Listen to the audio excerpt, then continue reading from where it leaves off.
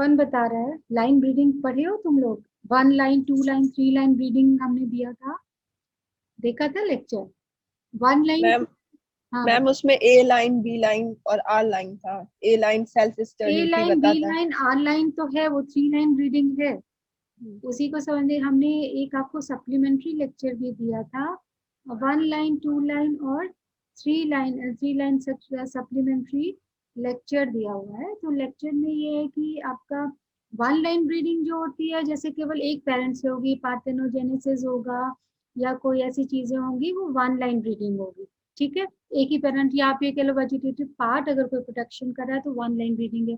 2 line breeding में both parent का involvement है, वो 2 लाइन ब्रीडिंग हो रही है। और जब 3 line breeding, A line, B line, R line, मतलब ए लाइन, बी लाइन जो है आपकी, एक तो एक लाइन जो है वो आपकी स्टेराइल लाइन है, एक लाइन आपकी मेंटेनर लाइन है, एक लाइन आपकी रिस्टोरल लाइन है। रिस्टोरल लाइन जो आपकी स्टेराइल लाइन है उसको फर्टाइल करती है, उसको रीस्टोर करती है उसकी फर्टिलिटी, तो उसको 3 लाइन ब्रीडिंग कहते हैं। तो A line, B line, R line, आप लोग को ये तीनों चीज जो है एक तरह से कॉन्सेप्ट है इसका। यही जो कॉन्सेप्ट है यही आपकी हाइब्रिड सीड प्रोडक्शन में काम आता है। और हेट्रोसिस का भी थोड़ा बहुत डिस्कशन हुआ था। हेट्रोसिस्ट क्या होती है? हेट्रोसिस एलगी आ गई। हेट्रोसिस्ट, हाँ, हेट्रोसिस क्या होती है? हाइब्रिड हम लोग हेट्रोसिस का आज देखेंगे। Hybrid vigour. हाइब्रिड विगर या पेरेंट्स F1 हाइब्रिड का अपने पेरेंट्स से डोमिनेंस होने को हम कहते हैं हाइब्रिड विगर या हेट्रोसिस। इसकी कई तरह की चीजें हैं, इसको इसको कई फॉर्म में आज आप लोग देखेंगे कि क्या होता है, इसका क्या इम्पोर्टेंस है। तो अब हम लेक्चर अपना शुरू करते हैं, तो स्लाइड शेयर करते हैं।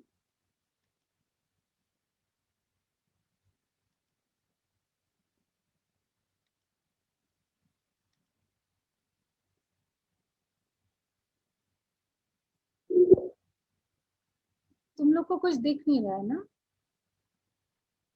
एक मिनट।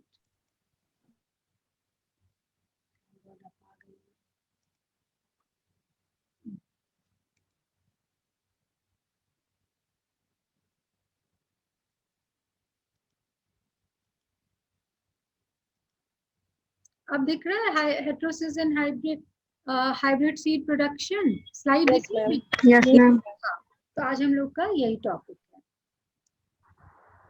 तो देखो, पहले तो इसकी हिस्ट्री देख लो। सबसे पहले जो हेट्रोसिस की बात की थी वो रोडोल्फ कैमेरियस ने की थी, 1665 की बात है। Through the study of dioecious and monoecious plant explain function of pollen and egg, considered apex with pollen as male, and first modern understanding of plant sexuality। अच्छा, हिस्ट्री की जब बात आ रही है तो ये इवन इसमें जब हेट्रोसिस की बात करेंगे तो हम ब्रॉडविन और उनको भी लेकर चलेंगे, क्या कहते हैं, बेकर मेंडेल को। तो पहला सेक्सुअलिटी की बात इन्होंने की रोडल्फ कैमेरियस ने। उसके बाद हाइब्रिडाइजेशन इन प्लांट, इन्होंने Joseph Koelreuter. First systematic experiment on plant hybridization using tobacco, nicotina, paniculata into nicotina। जब हम लोग हेट्रोसिस की बात करते हैं तो हाइब्रिडाइजेशन की भी बात आ जाती है। और जब दो दो डिफरेंट टाइप के जो प्लांट्स हैं अगर वो क्रॉस करेंगे तभी हाइब्रिड बनेगा। Demonstration that hybrid resemble both parent, experimentally verified the genetic contribution of pollen, first observed hybrid vigour heterosis. तो कॉल रूटर का बड़ा नाम आता है, इन्होंने पहले हाइब्रिड विगर को देखा। इन्होंने हाइब्रिड के बारे में बताया कि असेंबली दोनों पेरेंट्स के इसमें करेक्टर होते हैं जो ऑफस्प्रिंग होती है, और दोनों पेरेंट का experimentally verified that genetic contribution of pollen. तो इन्होंने ये सारे काम हाइब्रिडाइजेशन का प्लांट में कॉल रूटर ने किया था। कभी कभी इनके बारे में शॉर्ट नोट्स आता है, कभी वाइवा में भी पूछा जाता है। Thomas Andrew night described dominance and segregation in garden tree but failed to make the brilliant leap of Mendel initiated fruit breeding। तो ये जो है इन्होंने एंड्रयू नाइट डोमिनेंस और सेग्रीगेशन का इन्होंने एक्सपेरिमेंट किया था, ये मेंडेल से भी पहले। तो इनका भी कंट्रीब्यूशन है। उसका डार्विन आ गए on the origin of species, इन्होंने डिस्कस किया था variability and evolution but does not have rational explanation. तो जो भी इवोल्यूशन या उसकी बात आ रही है तो वहां पे भी आपका एक तरह से जो आपकी F1 जनरेशन है या जो ऑफस्प्रिंग है वो पेरेंट्स से सुपीरियरिटी दिखाते हैं, वही सर्वाइव कर पाते हैं। तो यहाँ पे डार्विन भी, अगर हिस्ट्री की बात करेंगे प्रोसेस का, तो डार्विन का भी कहीं ना कहीं कंट्रीब्यूशन माना जाता है।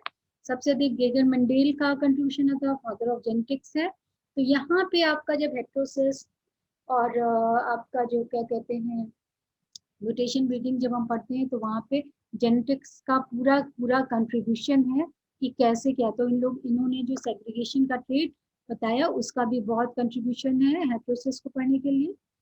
Cross P intercrosses progeny classified and count segregation of trait. Paper formulates the law of genetic concerning transmission of genetic formation. तो गेगर मेंडेल का भी कंट्रीब्यूशन है। अब आ जाइए हिस्ट्री ऑफ हेट्रोसिस कॉन्सेप्ट के बेस में क्या है हिस्ट्री इसकी। 1766 में कॉल रूटर ने हाइब्रिड विगर इन निकोटीना में देखा था, superiority of F1 offspring. A night ने प्रिंसिपल ऑफ एंटी इनब्रीडिंग दिया। एंटी इनब्रीडिंग क्या होती है, सुने होंगे एंटी इनब्रीडिंग। इनब्रीडिंग डिप्रेशन सुना है, कौन बता रहा है, छवि बता रही है, आकाश, अच्छा कौन बता रहे इनब्रीडिंग डिप्रेशन क्या होता है।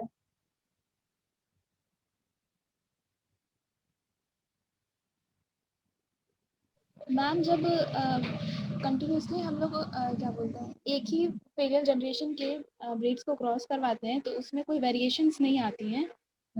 तो और कभी कभी वो दोनों पेरेंट्स से भी उसमें जो कैरेक्टर्स हैं वो हो सकता है उनसे भी कम हो या डिक्लाइन कैरेक्टर हो, तो भी तो इनब्रीडिंग डिप्रेशन हो जाता है। और इन्होंने जो कॉन्सेप्ट दिया एंटी इनब्रीडिंग का दिया। एंटी इनब्रीडिंग मतलब ये भी इन्होंने हाइब्रिड विगर का कॉन्सेप्ट दिया कि अगर हम सेम पेरेंट्स से ना क्रॉस कराएं सेम उसके, तो जो है उसमें सुपीरियर F1 जनरेशन में सुपीरियरिटी आएगी। नाइट का ही कॉन्सेप्ट था। Mendel hybrid vigour in P, Mendel ने 1965 में हाइब्रिड विगर इन पी में भी उन्होंने कई कैरेक्टर देखा। F1 ऑफस्प्रिंग में सेग्रीगेशन किया, उसमें कुछ कैरेक्टर्स अच्छे मिले। 1918 and 77 में Darwin cross fertilisation is beneficial, Darwin ने भी ये कॉन्सेप्ट दिया। 1818 में Bell first publish report of 51% increase in yield over parents. तो इन्होंने क्या कहते हैं यील्ड के सेंस में हाइब्रिड विगर की बात की थी। 1991 में Johnson crossing gave better offspring, तो जॉनसन ने भी इसकी बात करी कि क्रॉसिंग अच्छी ऑफस्प्रिंग देता है। 1892 में मैक्ल्यूर ने inbreeding imparted sterility, crossing imparted vigour, तो इन्होंने एक ये भी चीज बताया कि इनब्रीडिंग से स्टेरिलिटी होती है और क्रॉसिंग जो है विगर इंक्रीज करता है। और देख लो सिम्पसन, इन्होंने कॉन्सेप्ट दिया rejuvenation by hybridization. East and Hayes stimulus of heterozygosis, Shull ने coin the term heterosis, Jones practical utilization of heterosis. तो अलग पहले तो ये कॉन्सेप्ट हल्का हल्का था कि जो क्रॉस की जाती है वो क्रॉस वाली जो प्लांट होती है क्रॉसिंग के बाद या हाइब्रिड प्लांट ज़्यादा बेटर होते हैं।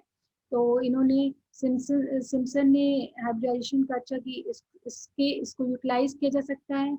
ईस्ट एंड हेज ने स्टिमुलस ऑफ हेट्रोजाइगोसिस का इन्होंने कहा कि हेट्रोजाइगोसिस की वजह से कुछ कैरेक्टर्स बढ़ सकते हैं। शेल ने इस टर्म को कॉइन किया है और जोन्स ने प्रैक्टिकल यूटिलाइजेशन हेट्रोसिस को एग्रीकल्चर में या प्रैक्टिकली इसको यूटिलाइज करने की बात करी।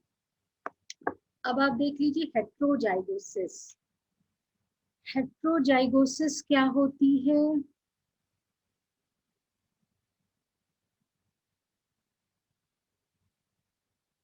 हम लोग जब हेट्रोजाइगोसिस की बात कर रहे थे, crossing produces heterozygosis, selfing lead to homozygosis. हम लोग जो जितना भी क्रॉसिंग का भी हम लोग सारे मटेरियल जितना भी हमने पढ़ाई की है उसमें हमने देखा है कि हेट्रोजाइगोसिस का क्या मतलब है कि आपका जो है डिफरेंट कैरेक्टर और डिफरेंट ट्रेड्स आए और हमको जो चाहिए हम उसको, जब हमको मिल जाता है तो हम उसकी सेल्फिंग करा के उस करेक्टर को होमोजाइगस की ओर ले जाते हैं, होमोजाइगोसिस। तो crossing producers heterozygosis and selfing producers homozygosis. ये टर्म है हेट्रोजाइगोसिस, इसको प्रपोज किया ईस्ट एंड हीज ने। हेट्रोसिस शेल ने ये टर्म दिया, use the term for the same phenomenon. Heterozygosis के लिए ही इन्होंने हेट्रोसिस का फिनोमिनन दिया। हाइब्रिड विगर जोन्स ने टर्म्स दिया है सिनोनिमस टू शेल्स हेट्रोसिस। अब इसमें जो है एक और कॉन्सेप्ट आता है हेट्रोबेल्टियोसिस। हेट्रोबेल्टियोसिस ये एक नया टर्म होगा आप लोग के लिए, ये बेल्ट्जर ने दिया था।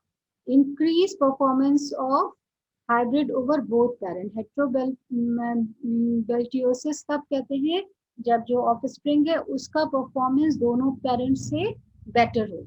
उसके बाद euheterosis, hybrid poses higher fitness than the both parent. Euheterosis जब पॉजिटिव हेट्रोसिस होती है तो उसको यू हेट्रोसिस कहते हैं। इसको डोबेजेस्की ने दिया था।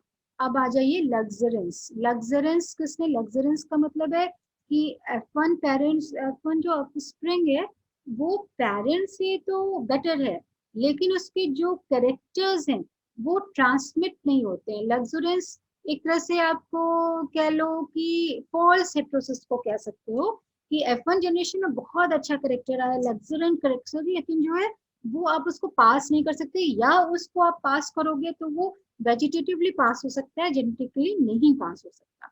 तो उसको, उस करेक्टर को भी देखा गया। इसको डोबेजेस्की ने किया। Extreme heterosis for morpho characters but no fitness. तो ये कुछ टर्म्स है। नेक्स्ट आ जाइए। तो कुछ और टर्म्स है इसमें दे दो। हाँ हाँ हाँ हाँ, कौन है बोलो। बेल्टोसिस इसने बताया, और जो हेट्रोसिस है इन दोनों में डिफरेंस क्या है? हाँ कौन पूछ रहा है, हाँ क्या बताओ शिखा, नहीं सुना कुछ। हेट्रोबेल्टोसिस आपने बताया ना, इंक्रीज हाँ हाँ देखो हेट्रोसिस और हेट्रो इन दोनों में हेट्रोसिस, डिफरेंस क्या हुआ था? देखो ये टर्म्स अलग अलग टर्म यूज किए गए हैं। हेट्रोबेल्टोसिस जब बहुत एक्सट्रीम, जैसे अभी हेट्रोसिस जो है वो आपका सुपीरियर है। हेट्रोबेल्टोसिस जब और अच्छे करेक्टर, ओवर डोमिनेंस जिसको कह देंगे, किसी एक करेक्टर का ओवर डोमिनेंस है तो हम हेट्रोबेल्टोसिस कहते हैं। ठीक है, एक तरह से वो एक ही फिनोमिनॉन है लेकिन जो है कुछ अलग अलग, जैसे इसमें ये जितने भी, एक मिनट इसके पहले अगर हम चले तो जितने भी टर्म्स हैं एक्चुअली एक ही चीज को दिए गए। हेट्रोजाइगोसिस भी एक तरह से हेट्रोसिस है। हेट्रोसिस भी आपको पता है कि हाइब्रिड विगर है। हाइब्रिड विगर अलग अलग साइंटिस्ट ने, हेट्रोबेल्टोसिस भी वही टर्म दूसरे साइंटिस्ट ने दिया हुआ है, इंक्रीज परफॉर्मेंस। इसी तरह यू हेट्रोसिस भी पॉजिटिव हेट्रोसिस मतलब इंक्रीज परफॉर्मेंस। इंक्लूडिंग लग्जरेंस जो है वो आपका इंक्रीज परफॉर्मेंस वो भी है, लेकिन वो मॉर्फोलॉजिकल करेक्टर में। हेट्रोबेल्टोसिस जब ओवर डोमिनेंस या कोई बहुत अच्छा करेक्टर आ जाता है दोनों पेरेंट्स से भी ज्यादा सुपीरियर, उस स्थिति में हम उसको जो है कहते हैं, मतलब ये कह लो कि हेट्रोसिस से भी और अच्छा अगर टर्म दे रहे हैं, अच्छा बहुत अच्छा जब कह लोगे तो उसमें तुम हेट्रोबेल्टोसिस कह सकते हो। लेकिन ये सारे टर्म्स एक्चुअली एक ही चीज को कहते हैं। ये बात और है कि थोड़ा थोड़ा उसका डिफरेंस है। ठीक है, टर्म सारे है कि अलग अलग साइंटिस्ट ने उसी चीज को अलग अलग टर्म के नाम से दिया है। मतलब इन सब का हेट्रोजाइगोसिस भी जो बात करी जा रही है, हेट्रोजाइगोसिस हाइब्रिड की जहां भी हम बात कर रहे हैं, हमारी बात ही यही है कि हमको सुपीरियर चाहिए। चाहे सुपीरियरिटी, चाहे आपको सीड, इनकी सीड में चाहिए, कि सीड की क्वालिटी में चाहिए, कि प्लांट की हाइट में चाहिए, एक्चुअली आपको सुपीरियर करेक्टर चाहिए। इसीलिए आप हेट्रोजाइगोसिटी मेंटेन करते हैं। नहीं तो आप होमोजाइगस प्लांट, सारे सारे फार्मर्स को पसंद है, उसके बाद जब हेट्रोजाइगस से हम कोई अच्छा करेक्टर का पा लेते हैं तो फिर हम उसको होमोजाइगस की ओर ही ले जाते हैं ताकि वही करेक्टर बार बार जनरेशन में है। ठीक है, तो मेरी बात तो पहुंच रही है शिखा। Yes ma'am. अब दोनों एक ही टर्म है, एक ही चीज को। ठीक है, अब देखो, अब ये आ जाए, ये टर्म आ गया पॉजिटिव एंड निगेटिव हेट्रोसिस। ये है powers 1944 to include inferiority of hybrid over parents. कभी कभी दो पेरेंट्स जो है दोनों में क्रॉस करने के बाद इंफीरियर हाइब्रिड भी आ सकता है, उसको के निगेटिव हेट्रोसिस कहेंगे। एडेप्टिव हेट्रोसिस, ये एक टर्म आया है मैक्के ने 1976, heterosis for adaptability. Selective heterosis, heterosis for competitive ability, luxuriant heterosis, मैं ये सारा इन्हीं का है. Increase vigor in size, yield, but not in fitness. ये luxuriant heterosis आप प्लांट की फ्लावरिंग या वेजिटेटिव उसके लिए यूटिलाइज करते हैं. Labile heterosis, heterosis which is not fixable. Fixed heterosis, fixed by various mechanism. तो ये कई तरह की और हेट्रोसिस जो है, आज आप टर्म्स ही देख लो तो इतने तरह के हैं. Positive and negative heterosis, F1 generation parents अच्छी भी हो सकती है, बुरी भी, तो उनके लिए अच्छी हुई तो पॉजिटिव, नहीं हुई तो निगेटिव. एडेप्टिव, अगर एनवायरनमेंट से एडेप्टिव हो रही है, वो पर्टिकुलर जो जीन है बहुत अच्छा ट्रेट आपने हो गया, लेकिन एनवायरनमेंट में अडेप्ट ही नहीं कर पा रहा है, तो वो भी आपके लिए यूजफुल नहीं है. तो मतलब वो पॉजिटिव करेक्टर जो अडेप्ट करें उसके लिए उन्होंने नाम दिया एडेप्टिव हेट्रो. सेलेक्टिव हेट्रोसिस, कुछ पर्टिकुलर करेक्टर जो कि सेलेक्ट हो रहे हैं और उनमें कम्पिटिटिव एबिलिटी है, उसके लिए सेलेक्टिव हेट्रोसिस कहा गया. लग्जरेंट हमने बता ही दिया है. लेबाइल बता ही दिया. हेट्रोसिस जो कि बहुत फिक्सेबल नहीं है, मतलब कोई जरूरी नहीं है कि वो करेक्टर जो है आपके दोनों ही तरह से पास हो रहे हैं. फिक्स्ड हेट्रोसिस, हेट्रोसिस अच्छा है, उसके लिए वेरियस मैकेनिज्म यूज किए जाते हैं और हम लोग उसके लिए कई आर्टिफिशियल मैकेनिज्म यूज करते हैं कि जो करेक्टर आ रहा है वो फिक्स रहे, तो उसके लिए जो मैकेनिज्म यूज किए जाते हैं वेरियस. अब आ जाइए हेट्रोसिस और hybrid vigor is the superiority of F1 hybrid over both of the parent in one or more character. The term heterosis was coined by Shell in 1914. Heterosis is increased vigor, growth, height, and function of hybrid over the parent, resulting from crossing of genetically unlike organism. Heterosis, hybrid vigor, or outbreeding enhancement is the improved or increased function of any biological quality in a hybrid offspring. The adjective derived from heterosis or heterotic. An offspring inhabits heterosis if its traits and enhance and as a result of mixing of genetic contribution of both parents due to Mendelian or non-Mendelian inheritance.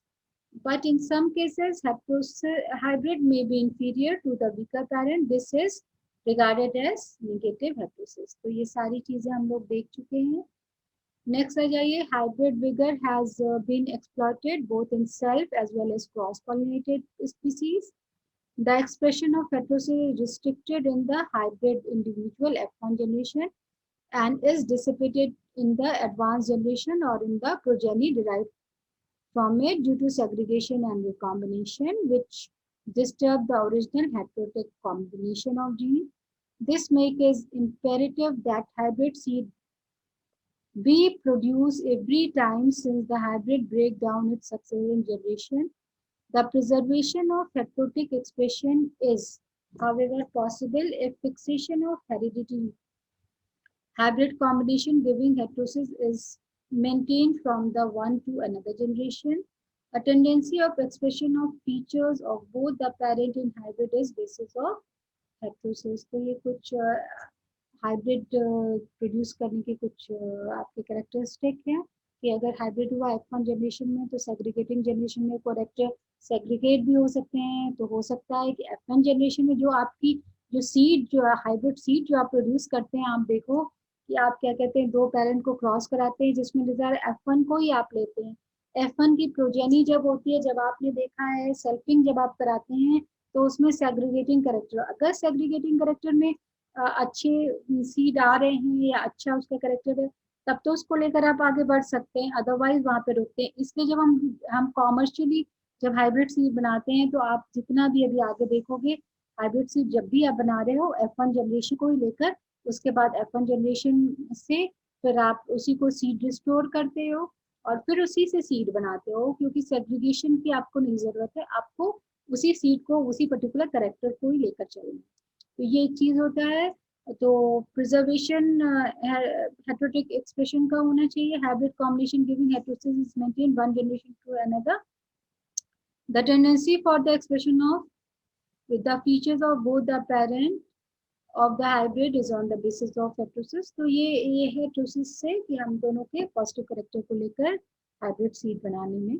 जब आपका आएगा hybrid heterosis या hybrid seed production, question आता है hybrid seed production में, तो hybrid seed production में आप सारी लाइन ब्रीडिंग के बारे में बताएंगे। इसका मतलब साइटोप्लाज्मिक मेल स्टेरिलिटी भी आएगी, उसमें आपका हाइब्रिडाइजेशन भी आ जाएगा, उसमें आपकी हेटेरोसिस भी आ जाएगी। Heterosis occur when two homozygous individuals are cross-pollinated. This cause all loci to be heterogeneous. Heterozygous. The increased heterozygosity cause increased plant vigor. Benefit of increased vigor is increased yield, better stability, better germination, overall performance. तो ये कुछ hybrid vigor के characters हैं। Type है you heterosis और pseudo heterosis. You heterosis दो तरह की, यू मतलब ट्रू और स्यूडो मतलब फॉल्स। यू हेटेरोसिस दो तरह से हो सकती है, म्यूटेशनल और बैलेंस हेटेरोसिस। और स्यूडो हेटेरोसिस तो हो रही है, करेक्टर भी पॉजिटिव आ रहा है, लेकिन वो नेक्स्ट जनरेशन पास हो रहा है कि नहीं ये श्योरिटी नहीं है। You heterosis is true heterosis and it is heritable and of two types, mutational. This is simple type of heterosis as a result of scattering or shedding or deleterious, unfavorable, often lethal recessive mutant by the adaptability of superior dominant allele in the population, sexually reproducing cross-pollinated organism. Balanced heterosis. This is two type of heterosis which rise by balanced gene combination of better adaptive value and agriculture usefulness. तो ये दो character है mutational में कि अगर recessive gene, अगर आपका कोई ऐसा कैरेक्टर है जो कि रेसेसिव भी है और आपके लिए यूजफुल भी नहीं है, तो अगर वो आपका यूएटोसिस से हट जाता है, डोमिनेंट कैरेक्टर आ जाता है, तो बहुत अच्छा है। लीथल रेसेसिव अगर लीथल है तो वो पहले प्लांट खत्म हो गया। तो इसका मतलब ये है कि ऐसे म्यूटेशन जो कि नेचर, जैसे डार्विन का इसमें कॉन्सेप्ट भी आ जा रहा है कि अगर लीथल म्यूटेशन है या कोई ऐसी चीज है जो नेचर में नहीं सरवाइव कर सकती, अपने आप ही खत्म हो गई, सिर्फ अच्छी चीजें ही आपकी नेक्स्ट जनरेशन में पास हुई, तो अनफेवरेबल जो आपके जीन है उसको नेचर ने अपने आप ही खत्म कर दिया, और म्यूटेशन से जो पॉजिटिव जीन आए वो आपके सुपीरियर प्लांट बना के वो फर्दर जो है आपके उसमें प्लांट के जीनोटाइप में वो प्रेजेंट रहेगा। और ये बैलेंस हेटेरोसिस, फिर दोनों के पॉजिटिव कैरेक्टर को बेटर एडेप्टिविटी हो तो उसको बैलेंस हेटेरोसिस, यू हेटेरोसिस कहते हैं, और इसका यूज हम एग्रीकल्चर में करते हैं। म्यूटेशनल हेटेरोसिस बैलेंस इसलिए नहीं है कि वो अचानक हुआ कोई चेंज है जिसकी वजह से हेटेरोसिस हुई, तो वो आपके हाथ में नहीं है, म्यूटेशन किसी के हाथ में नहीं, मतलब आप तो म्यूटेशन करते ही है, म्यूटेशन विदिंग नेक्स्ट पढ़ना ही पढ़ना है, लेकिन मतलब वो सडन चेंज है। लेकिन बैलेंस हेटेरोसिस मतलब नेचर ने सेलेक्ट किया है पॉजिटिव कैरेक्टर और उसको वो अडेप्ट कर रहा है नेक्स्ट जनरेशन में, तो वो आपकी बैलेंस यू हेटेरोसिस है। Pseudoheterosis पास नहीं हो पाएगी। This is basically a phenomena by which crossing of the two parent form an accidental, excessive and unadaptable expression of temporary vigor and vegetative overgrowth cannot be utilized in inbreeding hybrid। तो ये एक चीज है आपका क्या कहते हैं pseudo heterosis मतलब वो फिनोमिनॉन जो कि हेटेरोसिस तो दे रहा है लेकिन उसको हम फर्दर यूटिलाइज नहीं कर सकते, या वो ब्रीडिंग या इनहेरिटेंस नहीं होता उसका, उसको हम स्यूडो हेटेरोसिस कहते हैं। हेटेरोसिस तीन तरह की होती है, एक मिड पेरेंट हेटेरोसिस, एक बेटर पेरेंट हेटेरोसिस, एक स्टैंडर्ड। तीनों को आप देख लीजिए क्या क्या है। Mid parent heterosis, when the heterosis is mid मतलब होता है बीच का, तो ऐसी हेटेरोसिस जो दोनों पेरेंट के बीच में हो, मतलब एक बहुत लंबा एक बहुत छोटा, अगर आपका वही हाइट, अगर हाइट को हम लेकर चल रहे हैं, एक बहुत लंबा, अगर बीच में ना लंबे और ना एकदम छोटे, जितना बीच में अगर आया तो वो जो है वो मिड पेरेंट हेटेरोसिस हुआ। मिड पेरेंट हेटेरोसिस को निकालने के लिए मिड, ये F1 जो है जनरेशन है, ये मीन ऑफ दोनों पेरेंट का मान लो एक प्लांट की हाइट 6 है, एक प्लांट की 4 है, तो अगर आपका जो प्लांट आ रहा है 5 तो मिड पेरेंट, तो इसमें क्या होता है, इसमें जो है मिड पेरेंट दोनों की जो हाइट है उनका मीन ले लेंगे, तो यानी कि 6 और 4 का मीन ले लिए, 6 + 4 10 अपॉन ये 2 5 हो गया, तो F1 - 5 upon mid parent 5 into 100 ऐसे करके इसको निकालेंगे तो ये आपकी मिड पेरेंट हेटेरोसिस निकलेगी। अब देखो, when the heterosis is estimated over the mid parent, that is mean value or average of two parent, it is known as mid parent heterosis. It is also known as average heterosis or relative heterosis and calculated by the formula mid parent heterosis is equal to F1 minus MP mid parent upon MP into 100, where F1 means F1 generation and MP means is a mean of two parent. The yield of F1 will be in between both parent is called mid of both parent. तो ये mid parent heterosis हुआ। अब better parent, इन दोनों से जब ऊपर, ये better parent heterosis जो होगी वो हेटेरोबैलेटोसिस होगी, तो इन दोनों ही पेरेंट से वो आपका बेटर हो गया। अब better parent heterosis, when the heterosis is estimated over the better parent is known as better parent heterosis. It is also known as heterobeltosis and calculated by using the formula. Heterobeltosis is equal to F1 minus BP upon BP into 100. BP better parent मतलब जिसकी 6 आपने height ले रखी है उसी से केवल निकालेंगे। F1 की मान लो 5 माइनस आपकी 6 वाली अपॉन बेटर पेरेंट 6 into 100, ये आप जो निकालोगे वो आपका heterobeltosis होगा, where BP is mean of better parent. The term heterobeltosis was used by Belzer in 1968 to describe the improvement of heterozygote over the better parent of the offspring. Oh God, आज meeting समय से आज हम लोग आज पूरा नहीं पढ़ पाएंगे, कल फिर मिलना पड़ेगा। स्टैंडर्ड हेटेरोसिस, आज बस 10 मिनट बचा है, पता नहीं क्या देर हो गई। It refers to a superiority of F1 over the standard commercial check variety. It is also known as economic heterosis or useful heterosis and calculated by using formula. तो standard heterosis F1 minus check, check वो variety आपको पता है जो उस particular जगह की सबसे सुपीरियर वैरायटी है, उसको हम लोग चेक के रूप में यूज है, check into 100. Heterosis lead to increase in yield, reproduction ability, adaptability, disease and insect resistant, general vigor, quality extra. For most of the character, the desirable heterosis is positive, but for some character, earliness, height, incidental, toxic substance, negative. तो एक चीज और आप लोग देख लीजिए, ये आपका स्टैंडर्ड हेटेरोसिस वो हुआ कि जो वहाँ की स्टैंडर्ड वैरायटी है उससे अगर आपने सुपीरियर हाइब्रिड कोई बनाया वो आपका स्टैंडर्ड हेटेरोसिस हुआ। लेकिन हेटेरोसिस ज्यादातर हम पॉजिटिव करेक्टर ले, निगेटिव कहाँ पे होगा? अगर मान लो हमको प्लांट जल्दी चाहिए, वो एक है कि हम डेट में जब ग्रो कराते हैं तो वो एक उसका पॉजिटिव करेक्टर है। हाइट, सीरियल की हाइट, हम हेटेरोसिस में हम हाइट को लेकर अगर चल रहे हैं तो हाइट पॉजिटिव करेक्टर है, लेकिन अगर हमको शॉर्ट हाइटेड प्लांट चाहिए तो वो निगेटिव करेक्टर है। टॉक्सिक सब्सटेंस, अगर हम किसी चीज में डोमिनेंस मान रहे हैं तो मतलब हेटेरोसिस में अगले बार उस टॉक्सिक सब्सटेंस का क्वांटिटी इंक्रीज होना चाहिए। अगर वो घट रही है तो कभी कभी निगेटिव, तो हमें उस समय टॉक्सिक सब्सटेंस तो हमारा वो निगेटिव हेटेरोसिस में आएगा। तो निगेटिव हेटेरोसिस हमारे लिए जो यूजफुल हो रही है कुछ एक पर्टिकुलर करेक्ट में, जैसे धान की अपनी खेती कराई है, धान में आपने जो है आपको छोटी साइज वाले में अच्छी आपके गेहूं की बाली मिल रही है तो वो आपकी निगेटिव हेटेरोसिस है। पॉजिटिव आपके लिए पॉजिटिव है, नेचर के लिए वो हो सकता है वो निगेटिव कैरेक्टर हो। तो ये 3 तरह की हेटेरोसिस आप देख लिया आपने। थ्योरीज क्या क्या है, इसकी कई हाइपोथेसिस है। मेरे ख्याल से हम आज आप लोग कुछ बहुत नहीं देख पाएंगे क्योंकि 10 मिनट में खत्म हो जाएगा, कल फिर देखा जाएगा।